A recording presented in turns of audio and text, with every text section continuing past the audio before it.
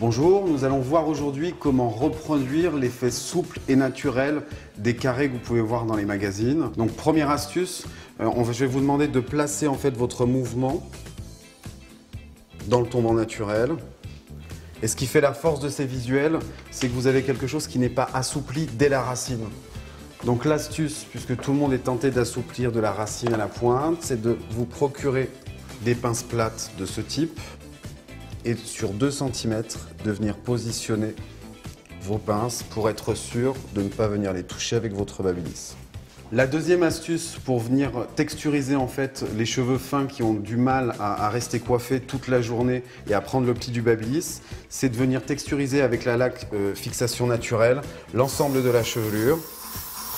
On va venir aérer en fait le cheveu. Ça va lui donner déjà une certaine matière. Je vais prendre des séparations relativement larges. Je positionne mon fer pointe vers le bas, je tourne, je bloque, je tourne. Je vrille, je positionne, je ferme mon fer. Je laisse environ 20 secondes sur ma mèche.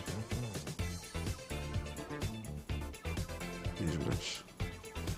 Il est important, tant que votre mèche est chaude, de ne pas tirer dessus.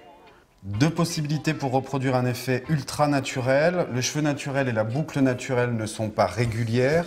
Donc deux façons de le reproduire. Soit on va prendre des séparations de largeurs différentes, soit je vais rouler une fois dans un sens, une fois dans l'autre pour avoir de l'irrégularité au niveau de mon résultat. Donc l'astuce quand vous le faites à la maison, que vous êtes devant votre miroir, c'est pour atteindre les mèches qui sont vraiment sur l'arrière de la tête, c'est de vous pencher vraiment sur le côté et de travailler et d'un côté et de l'autre.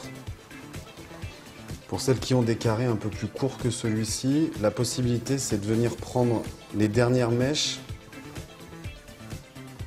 par-dessous. Si elles sont plus courtes, vous risquez de vous brûler.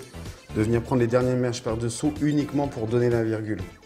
Mais évitez d'avoir vos mèches les plus courtes dans la nuque qui restent raides, c'est ce qui va faire qu'on n'a pas une coiffure finie.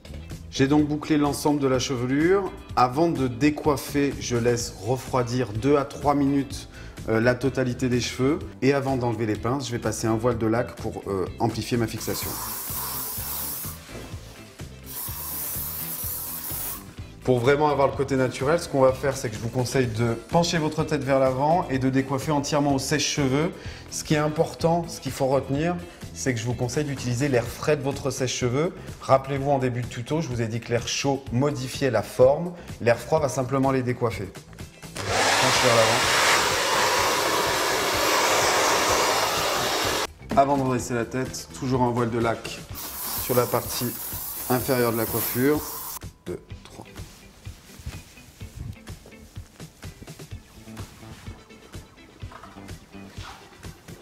Une fois que vous avez effectué cette étape, la seule chose à faire, c'est de replacer votre coiffure dans le tombant naturel. Vous voyez, sur toutes les parties des pointes qui sont ici, où on a quelque chose d'assez volatile, ce que je viens faire, c'est avec mes doigts, prendre plusieurs pointes et venir les froisser pour les réunir. La laque vous sert aussi à discipliner les petits cheveux qui vont rester volatiles.